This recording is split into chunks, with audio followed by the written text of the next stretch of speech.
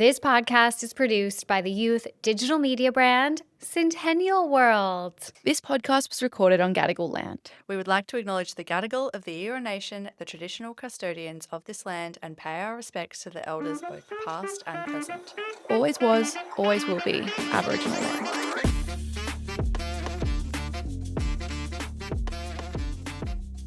Welcome to High Stakes, a podcast about the celebrity feuds, frenemies, and falling outs that make up the headlines and potentially rot our brains. I'm Maddie Bogish. And I'm Laura Marcia, and we're two Sydney-based journalists giving you the rundown of what's really happening in the world of celebrity beef this week. But Maddie, hi. Hello. How are you? Oh, I'm so tired. Oh, she's sleepy. We're recording at 6 a.m. again. 6 a.m. record. I will say that I did have an Uber driver who was maybe the most efficient Uber driver I've ever had. And it wasn't an Uber Black. Oh. It wasn't a Uber Comfort. It was just a female driver.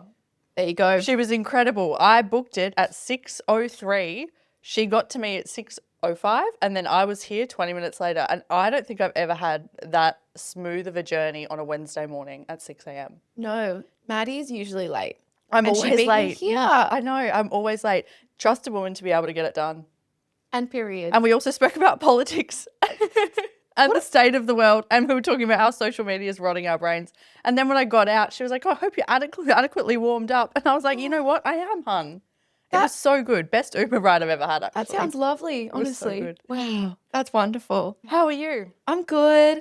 Guys, turns out sinus infection's really hard to shake, actually. You know how I said last week I was healed, antibiotics? Not the case. So if I'm sniffly or a bit nasally, apologies. Other than that, I'm great. I'm good. I'm better knowing about the Jojo Siwa cruise. Have you heard about this? No, I haven't. And I saw it in the notes and then I saw that Lauren covered it yesterday on Mini Scroll, which is another Centennial World podcast. And I was like, I need to listen to this, but please, I didn't listen to it. So please enlighten me.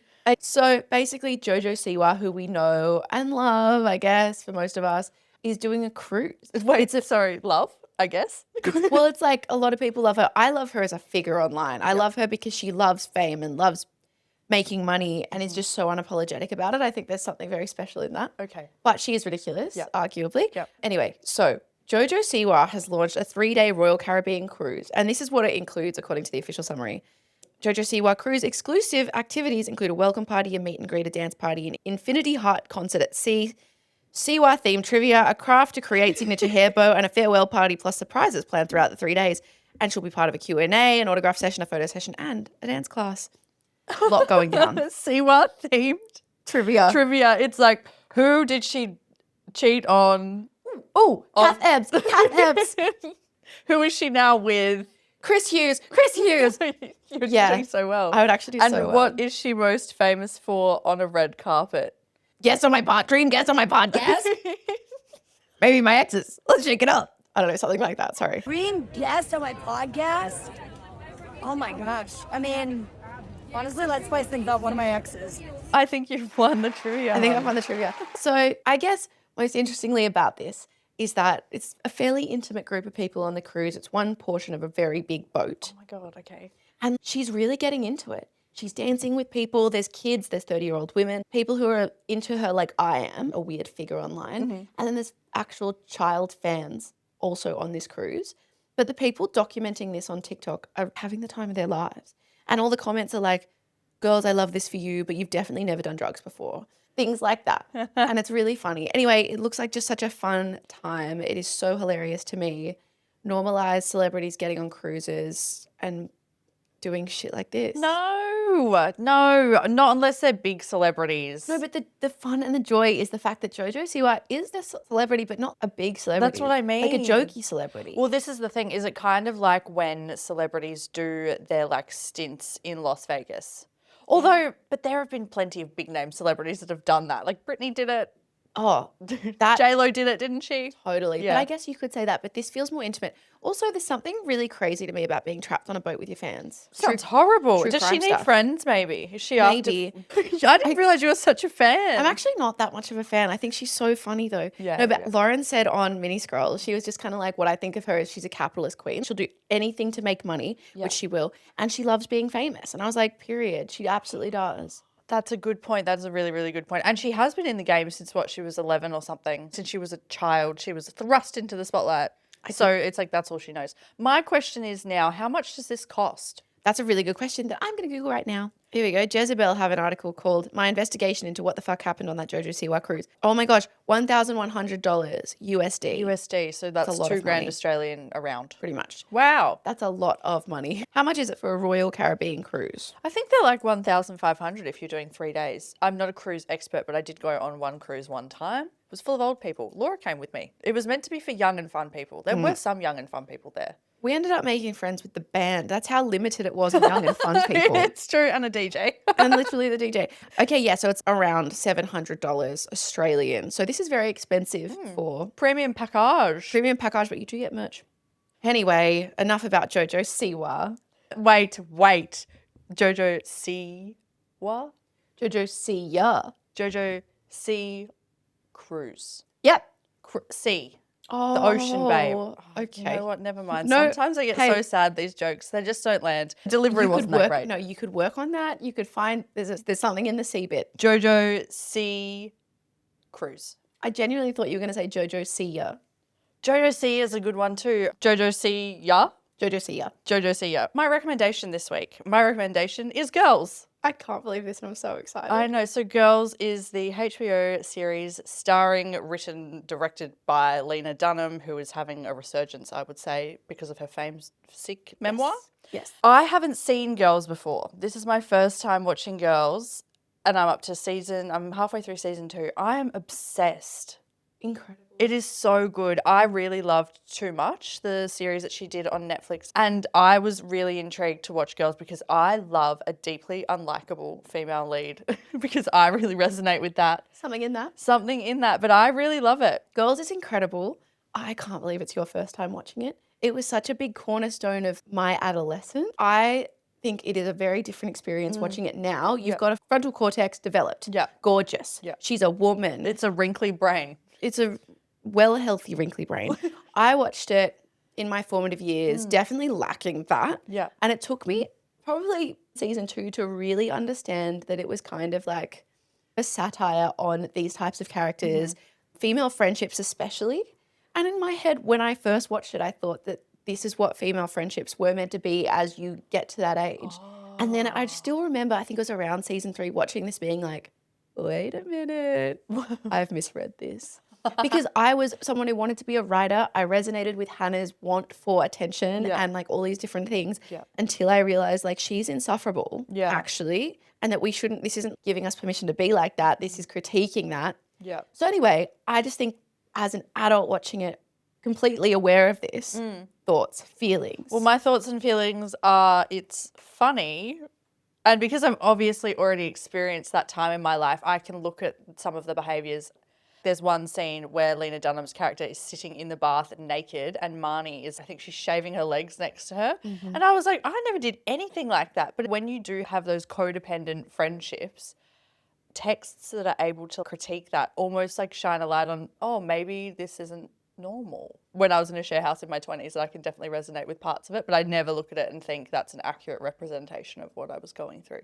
But I just love someone who's deeply unlikable. And Hannah, so Lena Dunham's character, is just so unlikable. And unapologetic about it, really. Yeah, and I love it. I think it's so good. There is one scene that I can't wait for you to get to. It's Marnie's character. So Marnie's character is a work of art. Alison love Williams, her, incredible. She sings a song and she's wearing a particular dress. She sings a cover of a Kanye West song. Oh, no, I have seen that. Oh my God. So good. It's so funny. I was spent the whole time like recoiling. I was like, this is so embarrassing, girl, stop. There's no scene like that. Yeah, and then after when her boyfriend confronts her about it, she's like, I'm on my journey. She's on her journey. But she just like hasn't developed that sense of shame. I wish I never developed a sense of shame. Me too, but I do think that a sense of shame has been assigned to the wrong people. There are so many people living in their lives without any shame at all that should have it in abundance. What are you recommending for me this week? Oh my gosh, I'm so late to this. I've got 2 recommendations. One is Beef Season 2 on Netflix. Had plenty of fanfare before, but it's actually good. I'm really enjoying myself. Yep. And then the second one is one coming to Stan called The Killings at Parish Station. It's an Australian drama. It's really good. I've been watching the screeners, so keep an eye out. Can you please give me a refresher on Beef Season 2? Okay, so Beef Season 1 was starring Ali Wong and Stephen Yeun, and it was kind of about a beef between 2 people who meet during a road rage incident. Yeah. Season 2 still goes around the premise of beef, but it revolves around a really ritzy country club. And there's the bosses played by Oscar Isaac and Kerry Mulligan. And then you've got the younger employees who are this engaged couple played by Kaylee Spaney and Charles Melton. And basically, in the first episode, the beef that is established is that the older couple who run this leisure club, they get seen having this like kind of physical fight by this young couple. And the young couple kind of try and blackmail them. Yeah. But the thing about this show is it's just so beautifully written and interwoven that you never know what other beef is going to arise. Anyway, I'm nearly finished and I'm really liking it. Do you like it more than season 1? No. Oh, okay, good to know. Season 1 was a masterpiece. Beautiful. All right. Well, shall we get into it? Please. This week on The Grill, Tyra Banks is suing Netflix for inaccurately representing her side of the story in the explosive reality check documentary series. Seth Rogen is not friends with James Franco, and for good reason. The Beckhams and their ongoing family feud is back, but this time with the youngest child, Harper, at the centre, and Alex Cooper's Unwell network is copping even more toxic workplace allegations. Shall we get into it? Let's do it. First up, Tyra Banks is suing Netflix for defamation following the explosive America's Next Top Model docuseries that we just can't seem to stop talking about on the bloody pod. Second week in a row. I Sorry, know. Tyra. Sorry. Okay, but in case you missed it, in February this year, Netflix released a 3-part documentary called Reality Check Inside America's Next Top Model. In it, some of the series stars, including judges Tyra Banks, Jay Manuel, got it right this week, sorry about that, Jay Alexander and Nigel Barker, and a handful of the contestants took part. The documentary explored the alleged incidences of bullying, body shaming, sexual assault, and racial profiling on the series. It alleged that as the show went on and the audience's appetite for more extreme reality television increased, that the series put the contestants in some pretty fucked up positions. So we detailed what went down during our February 20 episode of The Grill if you want to hear the specifics, but it's pretty awful.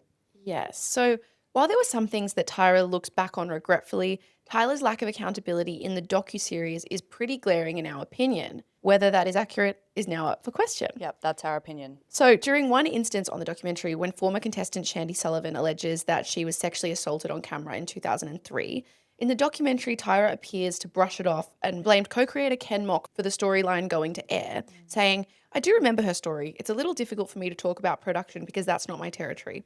I'm not head of story, that's Ken Mock, but I did become a master editor.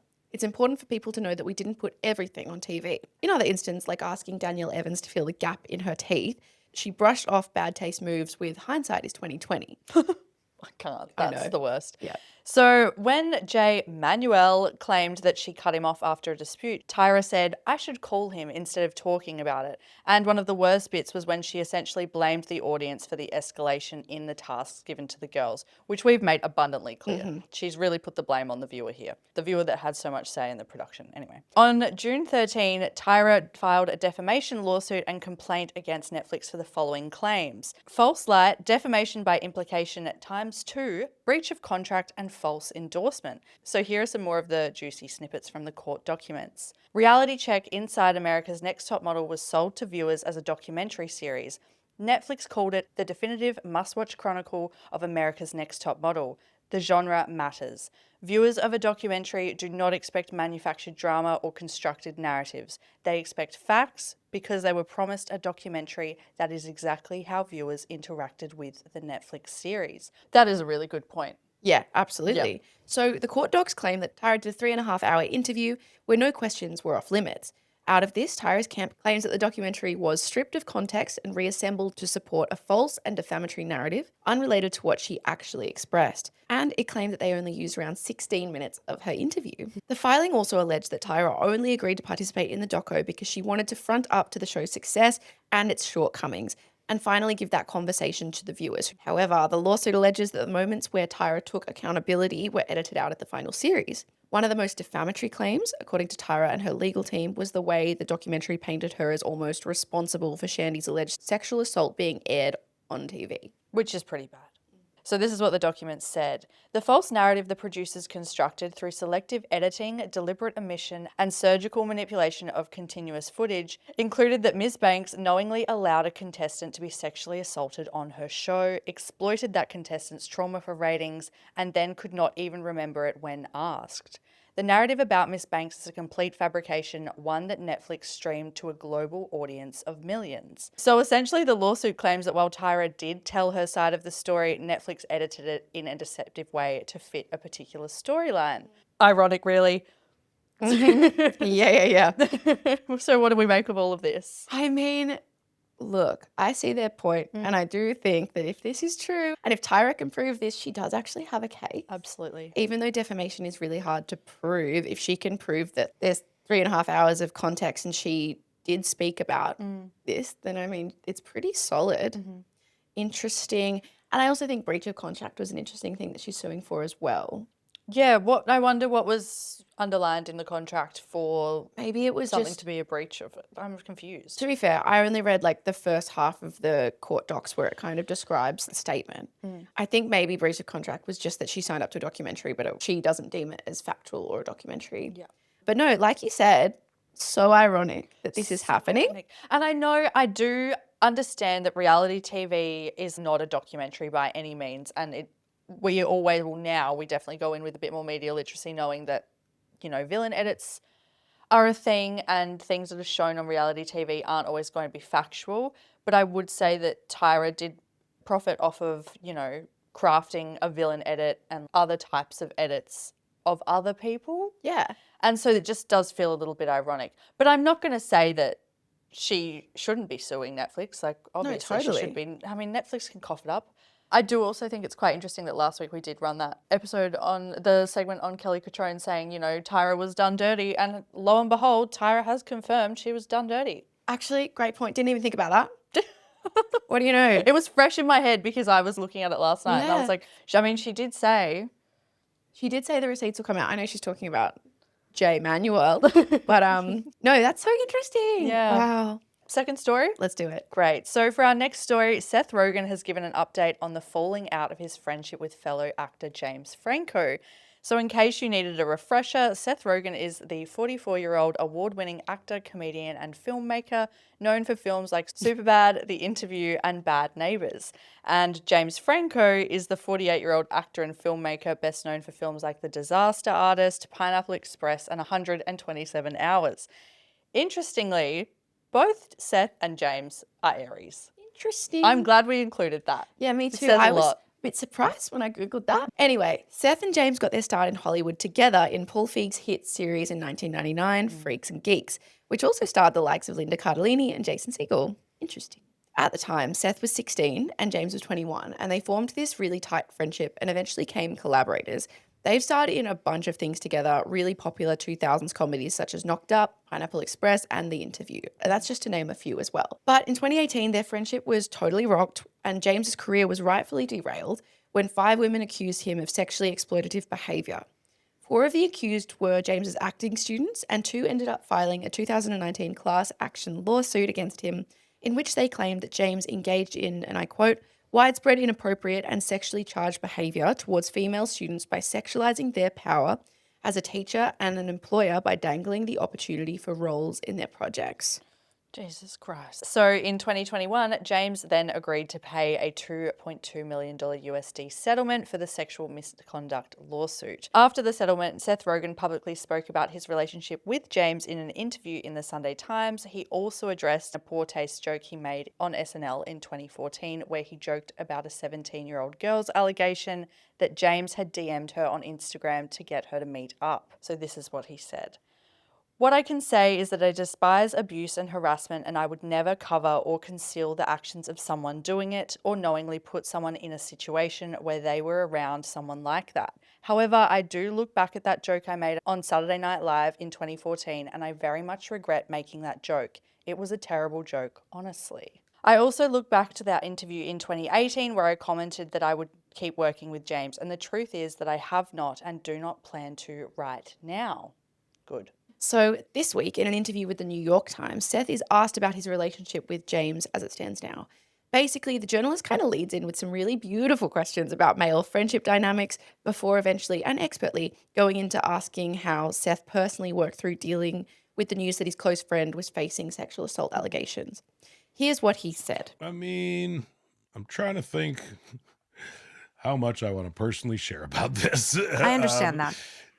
I The reason I ask is Yeah. this. I think as a culture, we are still grappling with if and how we allow people who've behaved badly back into our lives, back into the culture. And so I was sort of wondering about, what was a very seminal relationship for you? Yeah, like I honestly think the nuance of it is too personal for me to get into right now. Like it is a very personal thing, and I think there's like the public facing side of it, which I've spoken about, and I have the same stance publicly that I've had, and I think the proof is in the pudding more than anything. Is just I have not worked with him in years, but like the personal side of it is just it's so nuanced, and it involves people that I don't know if I should be dragging into this, and I think it's I don't know what I would benefit from getting deeply into it in this moment. But I'd say everything I've said, nothing has changed really since the last time I've talked about all this, and I haven't worked with him in a really long time, and I have no plans to. Do you talk to him? I haven't talked to him in a long. Yeah, so as you can hear there, Seth said that he hadn't worked with James in a really long time and he has no plans to. The piece was also written in a Q&A, so it's worth reading if you are that way inclined. But I do think it gives off a really, I guess, fresh perspective on male friendships. Yeah. What do you make of all of it? Well, I can't stress how important it is for men to hold other men accountable in situations like this, especially when it's awkward and forward facing and public like this with someone you've known for decades and decades. So by Seth making this public statement, he's essentially, in my opinion, sending a message to other men being like, this is not okay, this is not acceptable, we should not be enabling, we should not be simply ignoring the shitty things that your friends do. Because doing that and being an enabler is so detrimental to victims and disrespectful. So No, totally. I agree wholeheartedly, and I do think there are so many men that I know that hold on to friendships with men who are teetering on the line of they're more than a creep. Like let's call a spade a spade. Yeah. They've done some really shitty things and they still have their full friend groups intact. And I do have to wonder, why is the fear of cutting off someone who's bad worse than kind of sticking up for the women in your life? absolutely. It really grinds my gears. I know I think about this constantly because if my friends ever did anything like that, they wouldn't because I'm friends with good people. But like if my friends ever did anything like that, I would be so quick to cut them off. So quick. And I just have to wonder why so many men keep these really awful men in their lives and they say, well, they've never done anything wrong to me. They've never done anything wrong to me, so why should I cut him off? He's a good guy now. He's changed now. My God. I think bad. it does also trickle down to how men speak about women as well. Like if your friend is calling someone a bitch or using derogatory language, you don't stand by. We said this last week. We should call someone, if you're calling a woman a bitch, we hate you. Oh, it's true. Anyway, regardless, all we're saying is men need to hold other men accountable, and it's really amazing to see it happen in such a public forum with really powerful and respected men. Definitely. Okay, yeah, so this isn't fully fledged out, so please bear with me. But I just thought it was interesting to know that Seth Rogen had a hand in producing Pam and Tommy, which was focused around Pamela Anderson's, trauma and her sex tape being leaked. It was a highly sexualized retelling of her life, and Pamela Anderson's come out and said that she didn't want to be in the same room as him. I think, was that the Golden Globes?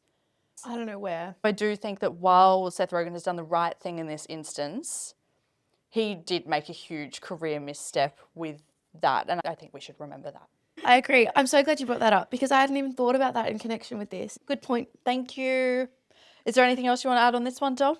No. All right. Third story, please. Yay. So for our third story, it wouldn't be the same without a bi-monthly update on the Beckhams. And fortunately, thanks to a seemingly staged attempt to visit Brooklyn, and then him starring in the snarkiest ad known to man, here it is. Yay, welcome back, the Beckhams. Yay. So for some context here, David and Victoria Beckham have been embroiled in a feud with their son Brooklyn and his wife Nicola Peltz for what feels like years. I think it's been since 2022, since their wedding. Yeah. Undercurrents of it.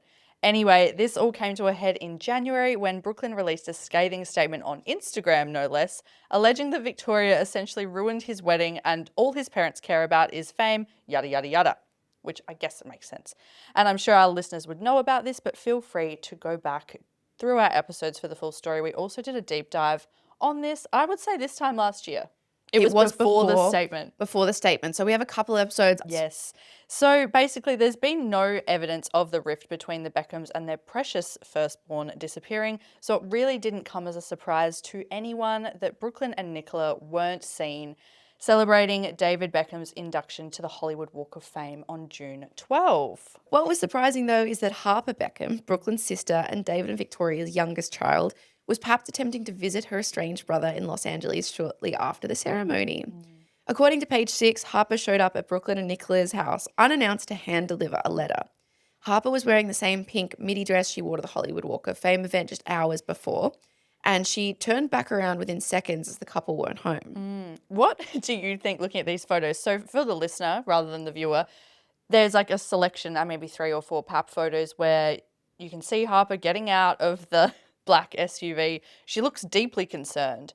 The photographer is very close, so I would say... Or is it like one of those big lenses? Oh, it could yes, be a I faraway do forget lens. that we have a faraway lens. Yeah. But she looks almost deeply concerned. She's bracing herself, she's holding a little pink shawl, and she's looking down at her feet, but they've gotten the shots of her jumping out of this SUV. My first question actually is, do you think these photos are staged? Okay, I do think they're staged. Yeah. However, the part of me that is pure of heart desperately doesn't want them to be staged because she's the youngest of the family and I don't want her being involved in this. Yeah. And if it was staged, which it looks staged, Yeah. I don't want Harper to know it's staged. Well, this is the thing, right? It looks staged and it also looks like David and Victoria have sent the youngest off as like a peace offering. I just know if I had more siblings, my parents would have pulled shit like that. I do think it's quite interesting they do look staged. Yeah. I think it's staged, and I also think it looks like they've just pushed Harper off to be the peace offering. Yeah. Because they've made it very well known that Victoria and David, they do not want to reconcile with. Yeah. They even said in this statement, I do not want to reconcile with my parents. What about your younger sister? So speaking to Page 6, a rep for Brooklyn and Nicholas said that photographers were in place as the letter was hand-delivered says it all. This was choreographed for the cameras. So this does kind of tie into the narrative that Brooklyn ran with in his statement in January. So this was that, David and Victoria were controlling the press. And the internet, much like Laura and I, are kind of divided over this. But I think we've come to you don't want to believe that they're staged, but I think you know they're staged. This is the thing. At first I was like, God, surely not when we texted about it. Yeah. But they're probably She's staged. put her media literacy hat on. I have. The hat is firmly on my head, but I really just don't want Harper to be in on it. And I'm pure of heart and I want that to be the case, but I'm nervous. Totally. But our story actually doesn't even end there. So just 2 days after the staged pap shot, Brooklyn took to his Instagram with a sponsored post he'd made in collaboration with DoorDash. Have you seen this? I have seen it. Well, let's watch it. You're probably wondering why I'm watching the FIFA World Cup 2026 from home. It's a long story.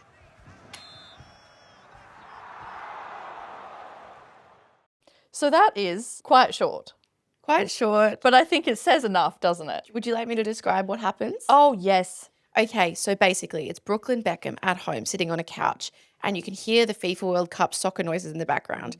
And he obviously says, why aren't I there? Because obviously his dad's a football star. Yep. And the camera pans down to the table where he slaps down a bunch of FIFA tickets, which is next to what looks like a Rolex and the camera and shit. And then he just walks away. And then on the screen it says, it's complicated, more coming soon. Yeah. So I think we all know what the implication of that is. The implication is I've had a fight with my parents and now I don't get to go to the soccer. Oh, football, depending on the country, and womp womp. Oh dear. Yeah. So I think this is quite interesting personally because in Brooklyn's statement back in January, he said, and I quote, "My family values public promotion and endorsements above all else," before saying, "My wife and I do not want a life shaped by image press or manipulation. All we want is peace, privacy, and happiness for us and our future family." So given this is a brand deal and it's outlining your family beef, how much do you want peace and privacy, brother? Yeah. I think get your bag. Under every circumstance, I think we should all be able to profit off of whatever situation we're encountering. but I just think it's gotten to a point that he's maybe coming to realise, Brooklyn Beckham is coming to realise that he is perhaps nothing without the Beckham family name. And he's now trying to cash in on the Family Feud the best way that he can. Yep, absolutely. I laughed so much at this. The irony is crazy. Let's be honest here. It's funny. I think the ad is funny. But Yes, the irony is very crazy. Yes, it's a funny ad. It's a funny ad, and I love that you can make light of the situation that you're in. Family Feuds, doesn't matter if you're rich or not, they're heartbreaking. Yeah. It's very distressing. We don't know what's gone on behind closed doors and how bad their relationship was. And even though the statement that he made in January really seemed like he just wanted to be a recluse, this is telling a different story, doll. Look, I have nothing really to add to this story except, have you seen that psychic woman TikTok who wears the hat covering her face and she reads famous people she doesn't know about? Yes, but please. Okay, tell I us. actually need to She's find it. only read like 4 or 5 people at this stage. I was watching her videos last night. Yeah. But you told me to watch The Brooklyn and Nicola Beckham one. So it's this woman. She's just started doing it. We'll play it. So the username is Generation Moo, and it's this hilarious middle-aged woman in like a fedora and some sunglasses, and her son says, "Hey mum, what do you think of this couple?" And she is a psychic, and she gives like 4 words and then it ends with finito. So we're going to play it because this is so funny. Hang on. This is Nicola Peltz and her husband, Brooklyn Beckham. What do you think of their relationship? Eat well, nutrition, stabilize health, harmonious life. Finito. Finito. So in case you didn't catch that, she said eat well, nutrition, stabilized health, harmonious life. I actually think the nutrition eat well chat at the start is so fucking funny because if you weren't so clued in, Brooklyn is a aspiring chef. Oh, that's another thing that I found really fucking funny. DoorDash, the fact that it's DoorDash. Yes, the fact that he's done this collaboration with DoorDash. And I'm like, are you just admitting to everyone that you can't actually cook? Well, to me, I'm like, when you cook a full meal, like you cook lasagnas, the last thing you want to do is eat lasagnas. If you make a lasagna and you spend days doing it, the last thing you want to eat is the lasagna you made. Oh, he's sick of his food that he's cooking, so he Well, just if he's wants to slaving order. over it, I don't know. That's a reach. I'm reaching. Yeah, We're all reaching I'm like, here. did you see him make, did he make a chicken Oh my schnitzel God. out of like chicken mince? I definitely pushed that deep down inside I'm me. like, He did. I just don't think he's slaving over anything, hon. I think he's taking the cheats route. You're so right. Regardless, he's a bad cook. He made it wrong. Yeah. Yeah, so maybe he's just ordering a DoorDash situation. I think Maybe. the collaboration's quite funny. It's funny. Anyway, Let's go to our 4th and final story. It seems Alex Cooper's Unwell network is staying true to its name as a bombshell report from Vanity Fair alleges more toxic workplace allegations. So for the uninitiated, the Unwell network is owned by podcast mogul Alex Cooper, who is the host of Call Her Daddy, and her husband Matt Kaplan. And Alex Cooper really isn't a stranger to controversy. Back in 2020, she essentially shafted her original Call Her Daddy host, Sophia Franklin, and Call Her Daddy has now gone on to be in the top 5 podcasts worldwide. more recently, Alex has had an ongoing and very public feud with social media star Alex Earl, who was dropped from the network at the beginning of last year. Alex Cooper has been accused of profiting off other people's trauma, and depending on which side of TikTok you're on, also being a little bit of a grifter. Yeah, and there is one creator in particular that stares at you. He's obsessed with saying how much he doesn't like her. I don't know. You're going to have to show me this man's face. Zachary. Oh, yeah. Yes. I was thinking of either Zachary or Holden. Great. So you wanted us to throw the Travis as a date. On June 12, Vanity Fair dropped probably the most incriminating expose against Alex and her husband with a piece titled Daddy Issues, Trouble Behind the Scenes of Alex Cooper's Unwell Media Empire. This was written by Clara Malot and initially ran in Vanity Fair's print magazine, so you know they did not come to play. As soon as it's in print, that's a fucking done deal, brother. Yep. And it also featured interviews with over 40 sources, including current and former Unwell Network employees. So it is scathing, to say the least. Yeah, so it starts off by addressing why Alex Earl was essentially dropped from the network, with the opening line alluding to the fact that Alex was a mean girl, and Alex Cooper then telling her employees that she doesn't stand for mean girls. So this is what the piece said. But that one vague remark, "We do not stand for mean girls," was all we got, recalls one former employee. Like other staffers, she had been desperate to learn why the network was parting ways with its biggest talent other than Cooper herself. That's a question we're all asking all the time. At the time, we believed it. She says not of Earl, but of Cooper's stated ethos. This staffer was one of dozens of young women drawn to Unwell because they have seen its founder as someone who would help nurture the next generation of female media moguls. Now she and several former colleagues say they see things differently, see Cooper as the very kind of mean girl she publicly rejects. And that's before they even get into the issue of Cooper's husband and business partner, Matt Kaplan. The piece then went on to detail Alex Cooper's image of this millennial girl boss hustle queen who also lifted up the women around you wasn't really a true representation of her and her husband, Matt Kaplan. According to the report, sources alleged that Matt was a volatile leader and that he likened the young female employees as little sisters, calling them stupid and the arseler. Yikes. I hate that word. Hate it. He also allegedly made comments about their appearance and sex lives and created a toxic workplace environment. This is what was in the piece. Matt will scream the worst things and say the nastiest things to you, and Alex will be there next to him not defending anyone, says a former employee whose allegations regarding Kaplan's behaviour involves issues ranging from insults about her intelligence to threats of ruining her career. The piece continued, "I've seen producers cry," says a woman who worked as a contractor on an Unwell production. "He made the technical crew break down in tears. He threatened to withhold payment." She recalls Kaplan telling people, "Do you know who I am? Do you know who my wife is? Are you fucking with me? Are you intentionally trying to fuck with me?" The former contractor says Kaplan asked on more than one occasion, telling people on set, "You're wasting my money. I can replace you at any point." So did we think a real feminist girl boss would marry a man like that? No, absolutely not. Ay. Feminist girl boss. I mean, I do think she's, in a way, she's definitely a girl boss. She's a girl boss by the full literal sense, but also in the full millennial girl boss of it all. Yeah, of it all is so funny when you really think, when you get down to the crux of it though, like that's who people are in business, aren't they? They're actually cunts. Yeah, and I also do think it's so interesting with this female media founder inspiring other women thing. As women in media who have worked with a lot of these types of figures, often they can be a bit like this, and I know it is harder to be a female media founder and you're fighting a bigger fight than men are. Women often feel threatened by other women coming up the ranks because it's harder to get those positions. Millennial women faced it with Gen X women, and I would argue that Gen Z women are facing it with millennials. It is a really awful thing happening in the industry, and it's still pervasive today. Yeah, I agree. That comes down to the whole thing. If you fought so hard for a seat at the table and you know the spot's limited, you're not going to be welcoming for people coming through the ranks. As much as I really love the idea of being able to lift everyone up, and if we all lift each other up, everything will be fine. But that is just, we all function in a scarcity mindset. Yeah. Especially when it comes to women in business. Anyway. Anyway, It obviously doesn't apply to Lauren at Centennial World. does not. Because she's lifted us up. Period. Anyway, so I will also note here that the piece included a sidebar from Clara alleging that Alex Cooper and Matt Kaplan actually sent her a letter from their lawyers when they caught wind of her writing the expose when it was reported by Page 6. And I'll read you a little snippet from the Page 6 story. Perhaps there's plenty to plumb here, but the Vanity Fair investigative piece on Unwell is being written by Clara Mallow, who profiled Earl in 2024 for Airmail. It continued.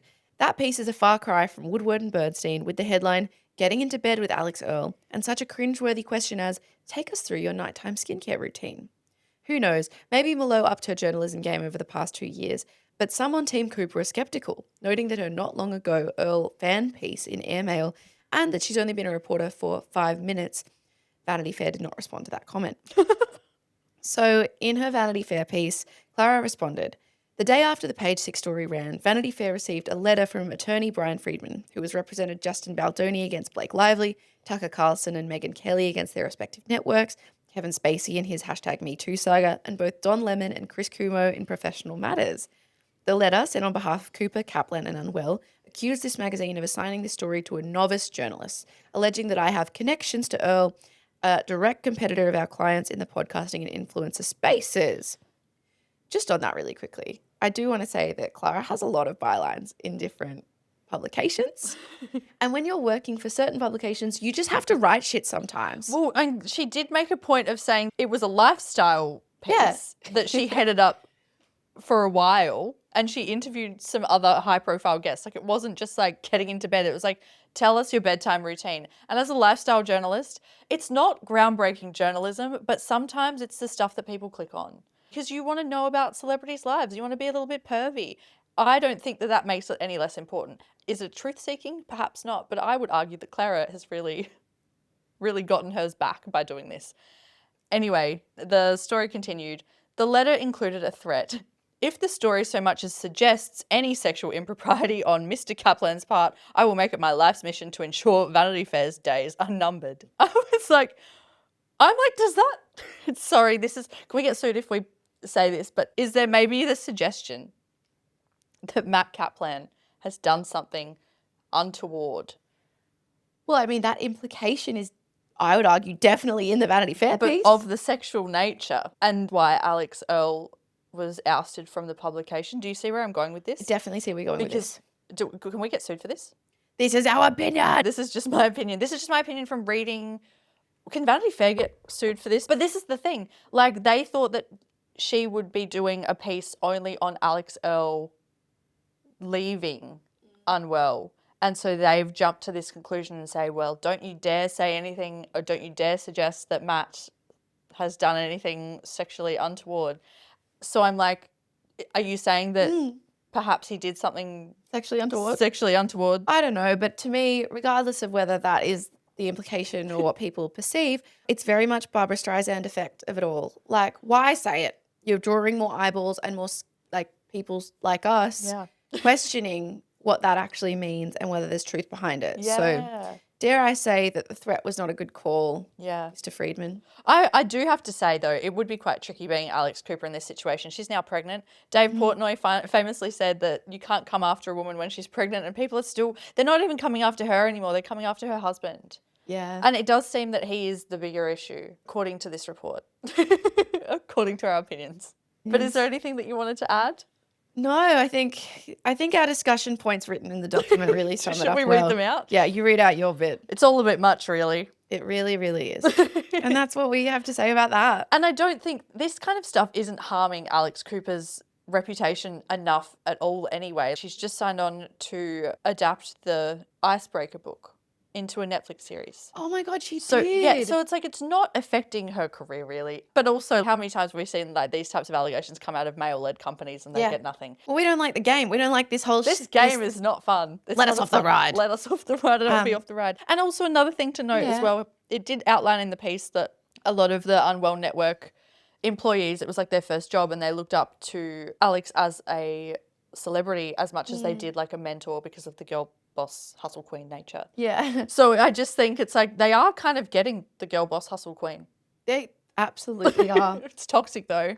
I don't like to say it sounds toxic. It sounds toxic in the reports and the allegations, but I haven't experienced it. I mean, this is the second write-up about Unwell.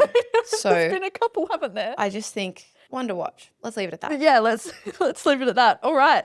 Well, hang on. We've dusted it off today. That's all we have time for. Yeah, thanks for listening. You can follow High Stakes on Spotify or anywhere you get your podcasts. And don't forget, you can follow us on Instagram. Please do that because we kind of stalled a little bit. We were going really well, and I want to hit 500 followers because we want to make dog cakes. Yeah. Please, literally, please. So you can find us on Instagram and TikTok at High Stakes Pod. Love ya. Bye.